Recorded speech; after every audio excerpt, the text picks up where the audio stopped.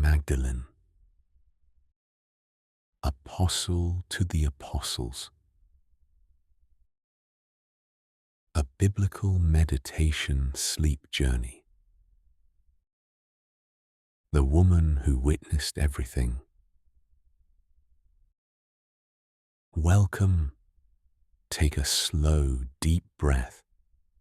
Feel your body sinking into rest.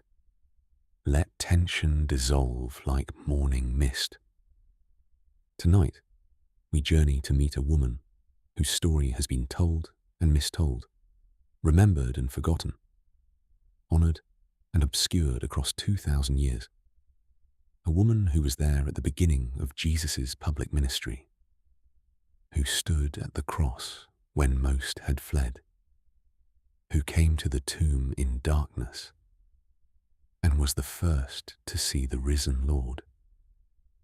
Mary Magdalene, Mary from Magdala, a disciple, a witness, the first evangelist of the resurrection, the one Jesus called by name in a garden on the greatest morning in history.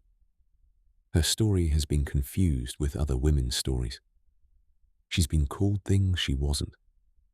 But tonight, we honor who she actually was. A devoted follower, a faithful witness, a woman chosen by Jesus to carry the most important message ever proclaimed. You don't need to remember every detail. Just let the story wash over you. Let it speak to the places in your heart that long to be seen, to be called by name, to be entrusted with sacred purpose. Close your eyes. Breathe deeply and let us begin. From darkness to discipleship. Magdala by the sea. Begin with a town, Magdala. It sits on the western shore of the Sea of Galilee, a prosperous fishing town known for its salted fish that's exported throughout the region. The name Magdala comes from the Hebrew word migdal, meaning tower. Perhaps there was a watchtower here, or perhaps the name refers to the town's importance. This is a real place. Archaeologists have excavated it. They've found the remains of a first-century synagogue, a marketplace, harbor facilities, houses. It's just a few miles north of Tiberias, the region's capital, and not far from Capernaum, where Jesus makes his base of operations. Magdala is where Mary comes from. We don't know her family name, her father's occupation, whether she was married or single, wealthy or poor. The Gospels don't tell us these things. They identify her simply by her hometown. Mary of Magdala. Mary Magdalene. This is how people were often identified in the ancient world when they didn't have distinguishing family relationships to mention. Simon Peter, Simon from the fishing trade, Mary Magdalene, Mary from Magdala. What we do know about her comes in a brief but significant passage in Luke's Gospel. 7 demons. Luke tells us, after this, Jesus traveled about from one town and village to another, proclaiming the good news of the kingdom of God. The 12 were with him, and also some women who had been cured of evil spirits and diseases. Mary, called Magdalene, from whom 7 demons had come out. Joanna, the wife of Chuza, the manager of Herod's household. Susanna, and many others. These women were helping to support them out of their own means. Mary Magdalene had been possessed by 7 demons. 7. In biblical numerology, 7 often represents completeness. This wasn't a minor affliction. This was total torment. We don't know what demon possession looked like in her life. The Gospels describe various manifestations. People unable to speak, violent behavior, convulsions, living among tombs. Each case seems different, but all involve profound suffering, a sense of being controlled by forces of darkness, an inability to live a normal life. Mary's possession was severe, complete. 7 demons. And Jesus cast them out. All of them. He freed her, released her, restored her to herself. Imagine that moment. Imagine living in torment, perhaps for years. Your life, not your own. Your mind, not your own. Controlled by darkness.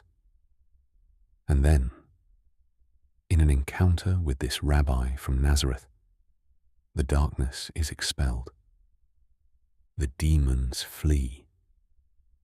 The torment ends. You can breathe.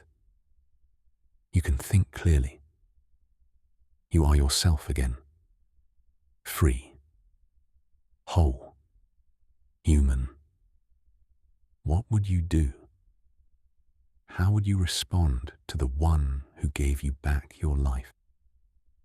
Mary's response is to follow him, to become his disciple, to support his ministry, to dedicate the rest of her life to the one who freed her from darkness.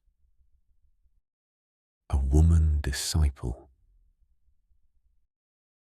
This is significant. In first-century Judaism, women weren't typically disciples of rabbis. Oh, they could listen to teaching in the synagogue. They could learn at home. But to travel with a rabbi, to be part of his inner circle, to be counted among his disciples, this was radical. Yet Jesus welcomes women disciples. Luke names 3 specifically: Mary Magdalene, Joanna, and Susanna, and mentions that there were many others. A whole group of women traveling with Jesus and the 12, supporting the ministry financially, learning from Jesus, following him from town to town. This would have been scandalous. A rabbi traveling with women who weren't his relatives? A group of men and women traveling together? This violated social conventions. It raised eyebrows. It probably prompted gossip. But Jesus doesn't care about convention. He sees people, not gender categories, but human beings created in God's image.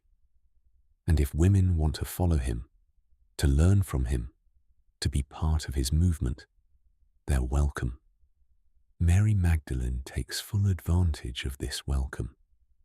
She becomes one of Jesus' most devoted followers. The Gospels mention her by name more than most of the male disciples, more than most of the 12. Her name appears in all 4 Gospels, and almost always at the head of any list of women, suggesting her prominence among the female disciples. She travels with Jesus through Galilee. She hears his teachings. She witnesses his healings. She sees his compassion for the outcast, the sick, the sinful. She watches him challenge the religious authorities. She observes his growing conflict with the Pharisees and scribes. She knows who he is. She's experienced his power firsthand. He freed her from demons. He gave her back her life. She will follow him anywhere. the confusion with other Marys. Before we go further, we need to clear up a common confusion. Mary Magdalene has often been identified with other women in the Gospels, but these identifications are mistaken. She's not the unnamed sinful woman in Luke 7 who anoints Jesus' feet with perfume and her tears. That story comes right before Luke mentions Mary Magdalene in chapter 8, but they're different people. She's not Mary of Bethany, the sister of Martha and Lazarus, who also anoints Jesus. That's a different Mary. She's not the woman caught in adultery in John 8. That woman is unnamed. These confusions arose partly because Mary was a common name. There are at least 6 different Marys mentioned in the Gospels, and partly because of later tradition, particularly a sermon by Pope Gregory I in the 6th century that conflated several women into one and identified them all as Mary Magdalene. But the Gospels themselves keep these women distinct. Mary Magdalene is identified specifically, the woman from whom 7 demons came out, the faithful disciple, the witness at the cross and tomb. That's her story.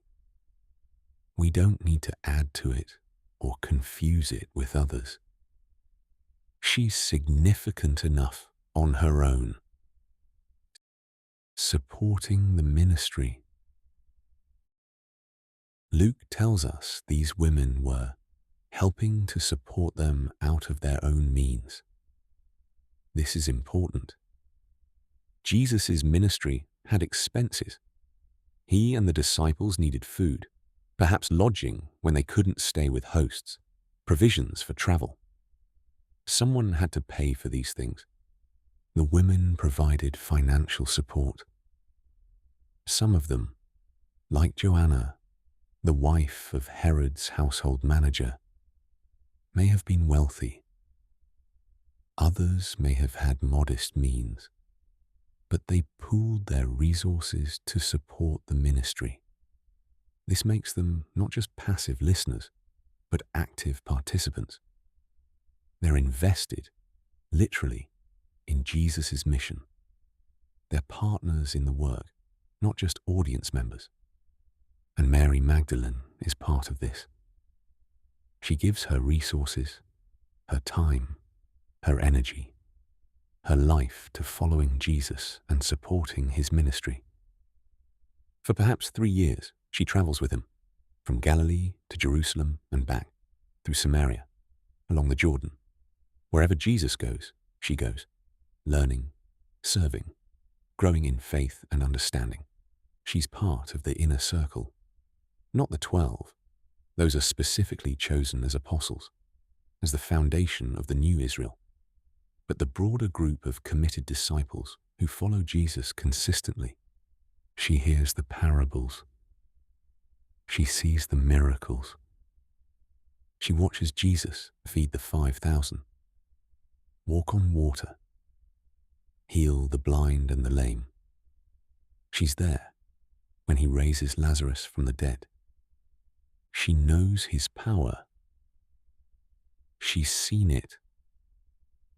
She's experienced it in her own life. And as time goes on, as the conflict with the religious authorities intensifies, as Jesus begins to talk about suffering and death, Mary doesn't leave. She doesn't turn back. She follows all the way to the end and beyond. At the cross and the tomb, journeying to Jerusalem. The time comes when Jesus sets his face toward Jerusalem. He knows what's coming. He's told the disciples, the Son of Man will be betrayed, handed over to the chief priests and scribes, condemned to death, mocked, flogged, crucified, and and on the third day, raised to life. The disciples don't understand. Peter even rebukes Jesus for talking about death. They're expecting a different kind of Messiah, a conquering king who will overthrow Rome and restore Israel's glory. Death isn't part of their vision, but Jesus walks toward it deliberately. He enters Jerusalem in triumph, riding a donkey, while crowds shout, "Hosanna!" He cleanses the temple, overturning the money changers' tables. He teaches in the temple courts. He debates with Pharisees and scribes. And the women are there. Mary Magdalene is there, watching, listening, perhaps beginning to feel the weight of what's coming, even if she doesn't fully understand it yet. The tension builds. The authorities plot. Judas agrees to betray Jesus. The Last Supper is shared. Jesus prays in Gethsemane. The arrest happens in the dark of night. And then the trials, before the Sanhedrin, before Pilate, before Herod, back to Pilate. The crowds calling for crucifixion.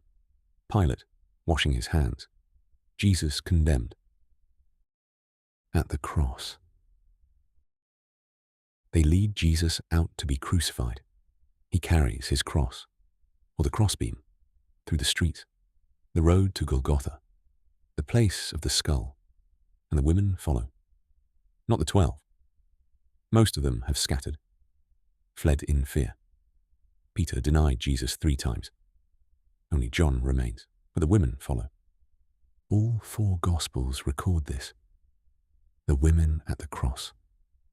And in every list, Mary Magdalene is named. She's there. Matthew. Many women were there, watching from a distance. They had followed Jesus from Galilee to care for his needs. Among them were Mary Magdalene, Mary the mother of James and Joseph, and the mother of Zebedee's sons. Mark. Some women were watching from a distance. Among them were Mary Magdalene, Mary the mother of James the younger, and of Joseph, and Salome. In Galilee, these women had followed him and cared for his needs. Many other women who had come up with him to Jerusalem were also there. Luke. The people stood watching, and the rulers even sneered at him. But all those who knew him, including the women who had followed him from Galilee, stood at a distance, watching these things. John. Near the cross of Jesus stood his mother's sister, Mary the wife of Clopas, and Mary Magdalene. 4 Gospels.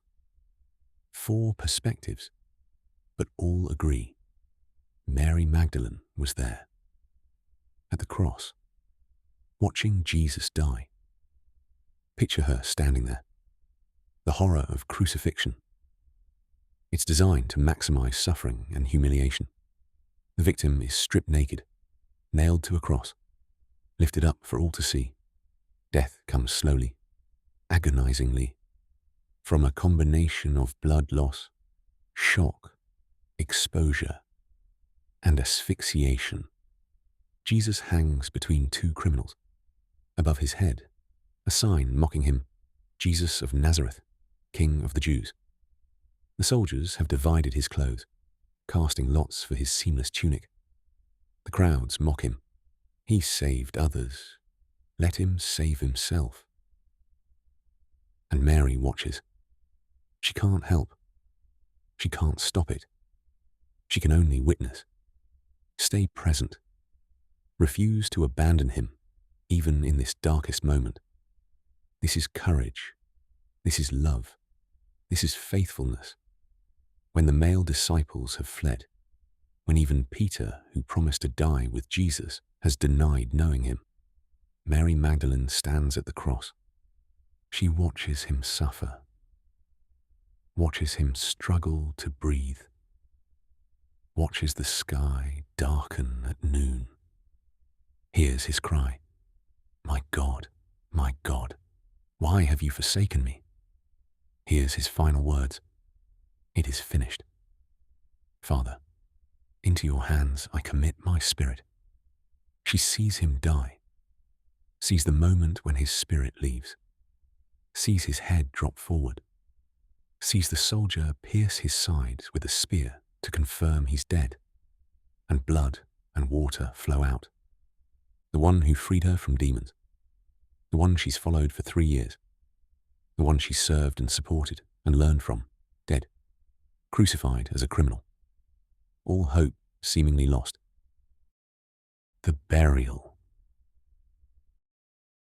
Joseph of Arimathea, a wealthy member of the Sanhedrin who was secretly a disciple, asks Pilate for Jesus' body. Pilate grants permission. Joseph and Nicodemus take the body down from the cross, wrap it in linen with spices according to Jewish burial custom, and lay it in a new tomb. Joseph's own tomb, cut from rock in a garden near Golgotha. And the women watch. They see where Jesus is laid. They note the location of the tomb. They watch as a large stone is rolled across the entrance. Then the Sabbath is about to begin. At sundown, the Sabbath starts, and no work can be done, not even the work of anointing a body for burial. So they go home, or to wherever they're staying in Jerusalem, and they rest on the Sabbath, as the law requires. But they plan to return. As soon as the Sabbath is over, as soon as they can, they'll come back to the tomb. They'll bring spices and perfumes. They'll anoint Jesus' body properly. Give him the burial rites they couldn't complete before the Sabbath began. It's all they can do now. This final act of love. This service to the dead. It's hopeless. Jesus is gone. But it's what you do. You honor the dead. You care for the body of the one you loved. So they wait through the Sabbath. The longest Sabbath of their lives. Everything they hoped for is dead in a tomb. The kingdom Jesus proclaimed seems to have ended in failure. The Romans and the religious authorities have won. Death has won. They wait and they grieve, and they plan to return to the tomb at first light after the Sabbath ends.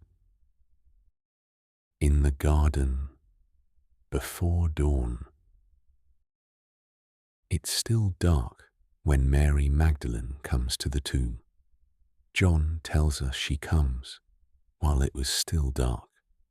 The Sabbath ended at sundown Saturday evening, but she waits until early Sunday morning when there's enough light to see. The very first moment possible. The other Gospels mention other women with her. Mary, the mother of James, Salome, Joanna. But John focuses on Mary Magdalene. Perhaps she arrives first, before the others. Perhaps she's the spokesperson for the group. Perhaps John is simply telling her part of the story. She comes expecting to find a sealed tomb, a large stone rolled across the entrance. Roman guards, perhaps, since the authorities were worried about the disciples stealing the body. But when she arrives, the stone has been rolled away. The tomb is open. She doesn't go inside, at least not at first. She runs. She finds Simon Peter and John, the beloved disciple. Breathless, panicked, she tells them, "They have taken the Lord out of the tomb, and we don't know where they have put him." Grave robbery. That's what she assumes. Someone has stolen Jesus' body. It's the only explanation that makes sense. The stone wouldn't have rolled away by itself. Peter and John run to the tomb. Mary follows, or perhaps runs back with them. Peter goes inside the tomb. He sees the linen burial cloths lying there, and the cloth that had been around Jesus' head folded up separately. John sees and believes, though what exactly he believes at this moment isn't clear. They don't yet understand that Jesus must rise from the dead. They leave. They go back to where they're staying, confused, uncertain, not knowing what to think. But Mary doesn't leave. Mary stays, weeping at the tomb. Mary stands outside the tomb, weeping. Everything is lost. Not only is Jesus dead, but now even his body is gone. She can't even perform this final service of anointing his body. She bends down to look into the tomb, and she sees two angels in white, seated where Jesus' body had been, one at the head and one at the foot. "Woman, why are you crying?" they ask. "They have taken my Lord away," she says, "and I don't know where they have put him." She's focused on the body, on the loss, on the practical problem of not knowing where Jesus is. She's not registering that she's talking to angels. She's not processing the supernatural element. She's grieving, desperate, focused only on finding Jesus. She turns around and sees a man standing there. She assumes he's the gardener. They're in a garden, and it's early morning. A reasonable assumption. The man asks her, "Woman, why are you crying? Who is it you are looking for?" She doesn't recognize him. Her eyes are full of tears. The light is dim. She's not expecting to see Jesus alive. So she sees a gardener. "Sir," she says, "if you have carried him away, tell me where you have put him, and I will get him." She'll get him.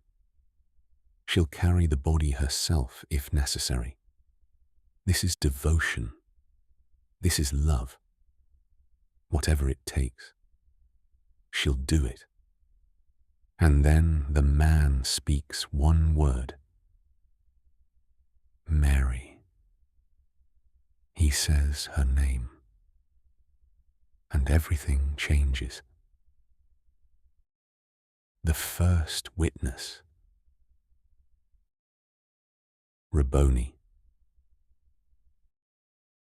Jesus says her name, Mary, in her own language, in that tone, that voice she knows so well, the way he always said her name. And she knows. She recognizes him. She turns toward him fully and cries out in Aramaic, "Rabboni!" Teacher, my teacher. The diminutive, affectionate form. Not just rabbi, but Rabboni, my beloved teacher. She knows his voice. "My sheep listen to my voice. I know them, and they follow me," Jesus once said. And Mary has been his sheep, his disciple, for 3 years. She knows that voice intimately. He called her by name, and she recognized him. This is the Good Shepherd, who calls his sheep by name. This is the one who knows her, who freed her, who she's followed faithfully. And he's alive. Alive. Not dead in a tomb, but standing before her, speaking her name. Very much alive.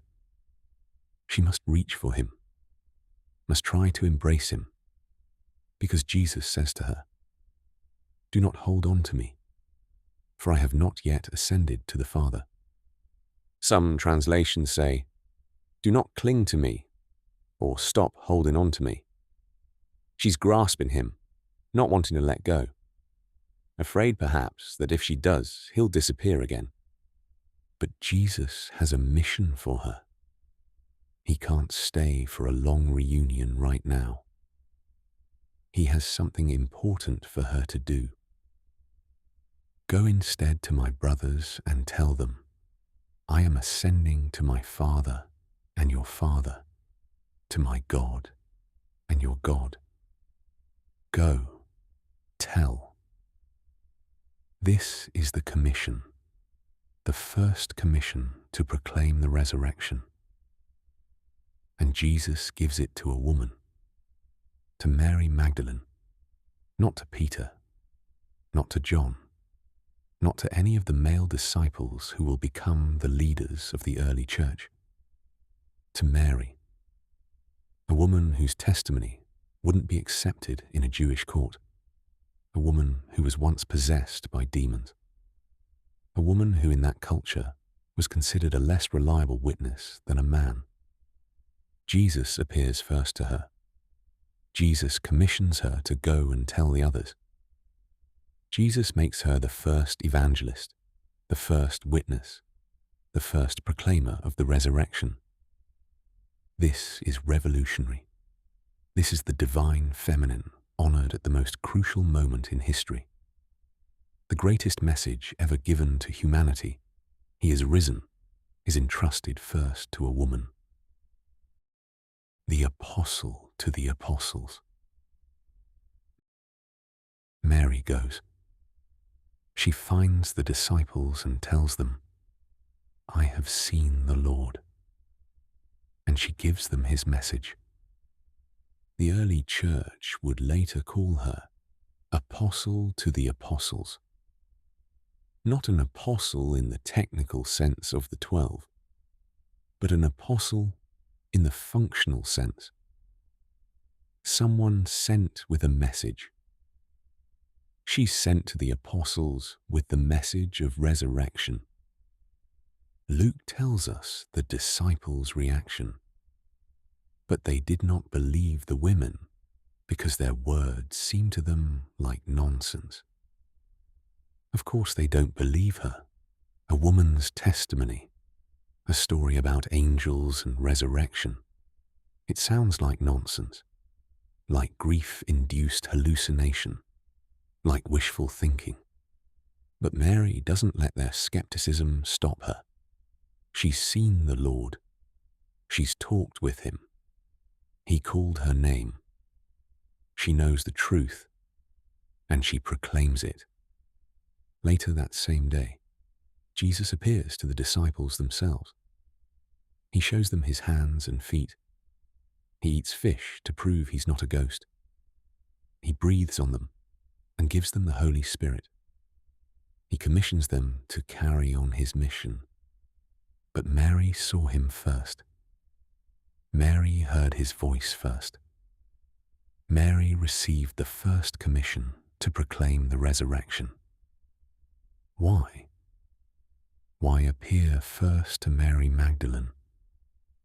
Perhaps because she was there, at the cross when others fled, at the tomb when others stayed away. She was faithful to the end and beyond.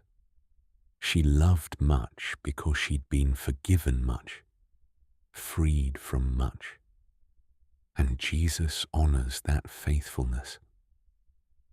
Perhaps because Jesus is making a statement about who is valued in his kingdom.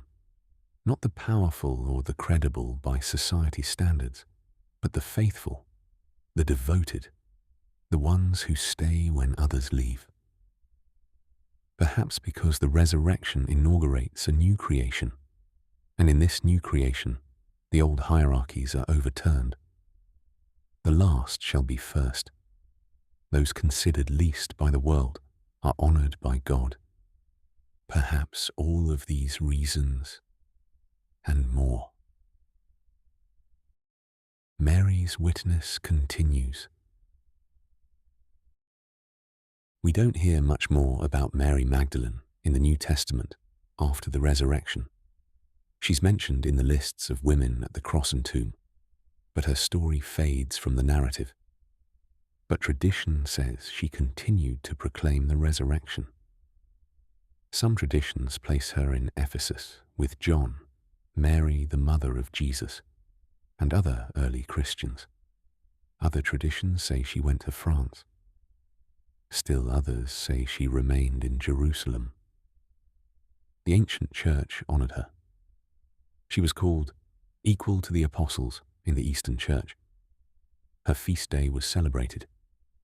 Churches were dedicated to her. But over time, her story got confused and distorted. She was conflated with other women. Her role was minimized. Her significance as first witness was downplayed. In recent decades, there's been a recovery of Mary Magdalene's true story. Scholars have worked to distinguish her from the other women she was mistakenly identified with. Her role as the first witness to the resurrection, as the apostle to the apostles, has been re-emphasized. She's being restored to her rightful place in the story, as one of Jesus' most faithful disciples, as the witness who stayed when others fled, as the first to see the risen Lord, as the first evangelist. Reflections on discipleship. What can we learn from Mary Magdalene? What does her story teach us? We learn that Jesus liberates. He freed Mary from 7 demons. He can free us from whatever holds us captive. Addiction, sin, trauma, shame. His power to deliver is real. We learn that the appropriate response to liberation is devotion. Mary gave her life to following the one who freed her. When Jesus sets us free, we don't just go back to our old lives. We follow him. We learn that discipleship means staying faithful through everything. Mary didn't just follow Jesus when it was easy or popular.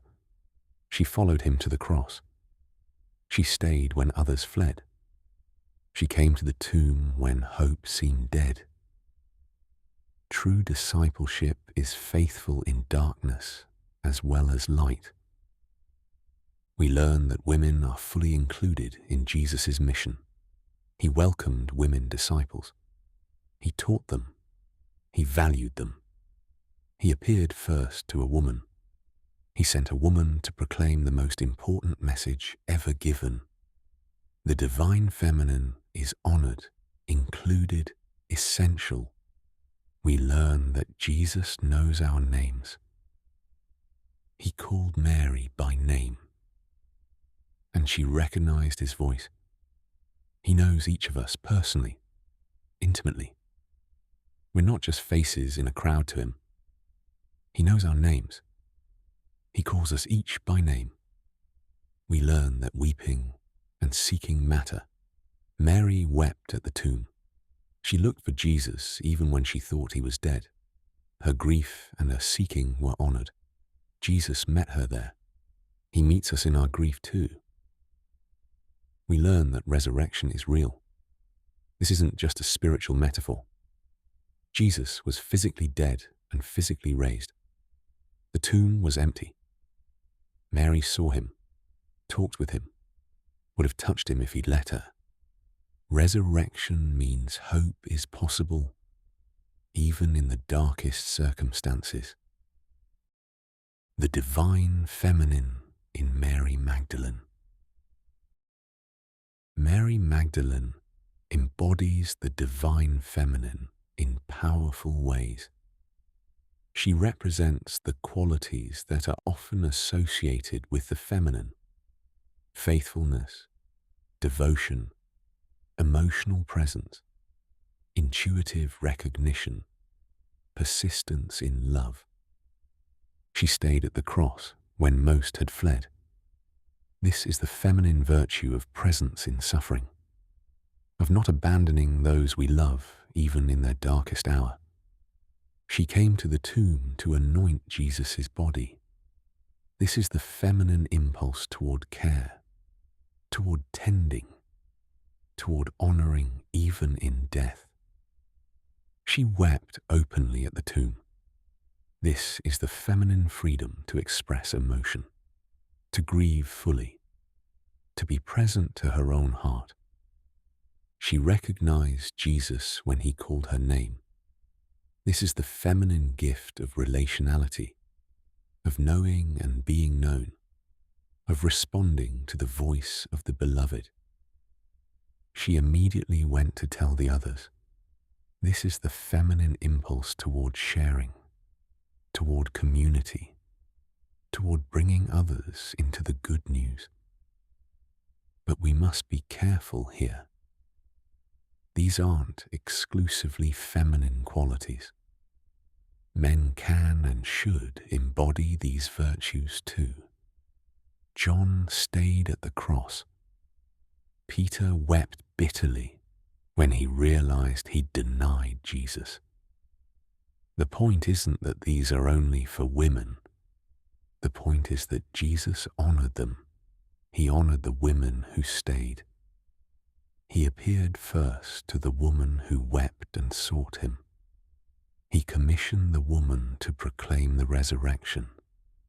In a world that valued women's voices less than men's, Jesus valued Mary's voice. In a culture that wouldn't accept women's testimony in court, Jesus made a woman the first witness to the most important event in history.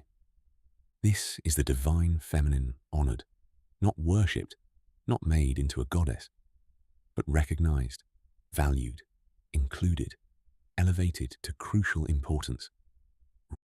Resting in recognition. As you prepare for sleep, as your breathing slows and your body relaxes into rest, hear Jesus calling your name. He called Mary, Mary, and she knew him. He calls you by name too. He knows you. He sees you. You're not anonymous to him. You're not just part of a crowd. You're known, individually, personally, intimately. Whatever darkness you've been freed from, he knows about it. Whatever you're carrying, he sees it. Whatever faithfulness you've shown, even when no one else noticed, he notices. You are seen. You are known. You are called by name. And like Mary, you have something to proclaim. Maybe not to crowds, maybe just to one person, maybe just to your own heart. But you have good news to share. Jesus is alive. Hope is real. Resurrection is possible. You don't need to be perfect to share it. Mary wasn't perfect. She'd been demon-possessed.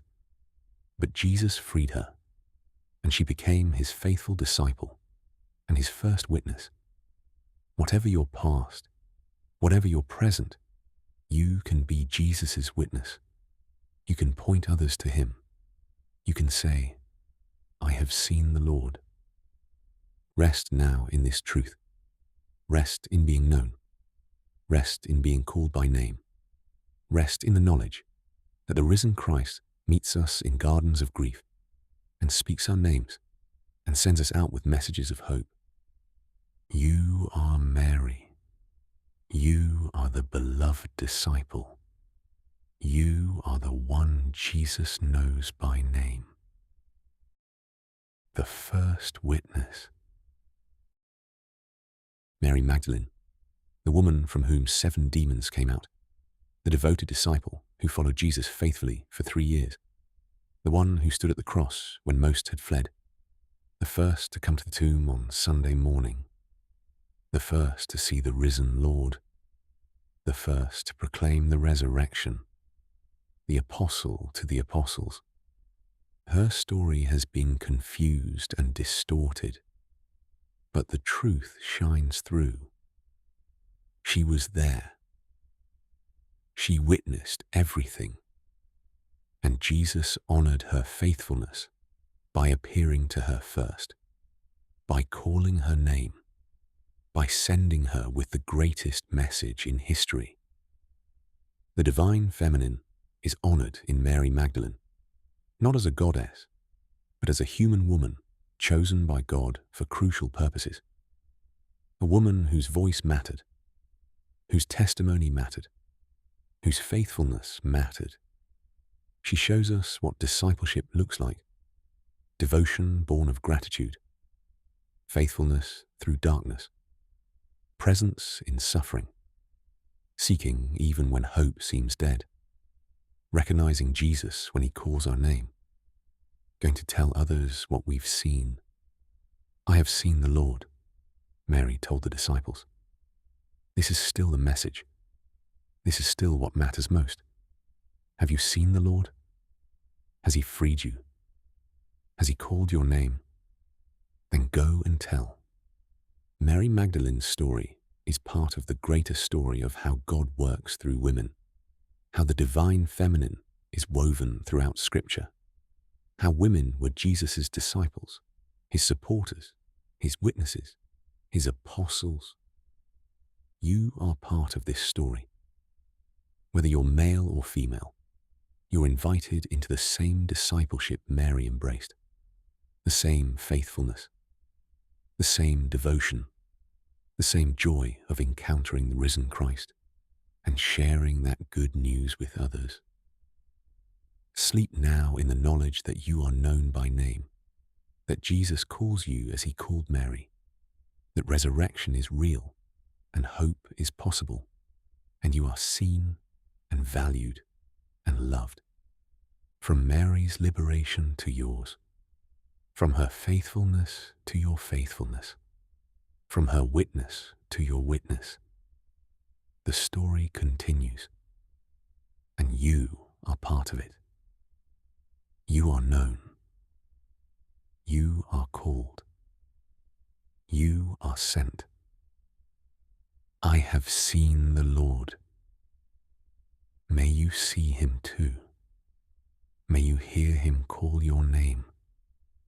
May you know the joy of resurrection morning. Rest now, beloved. You are held in the same love that held Mary Magdalene. You are known by the same God who called her by name. You are part of the same story of redemption and hope. Sleep in peace. Wake in joy. The Lord is risen. He is risen indeed.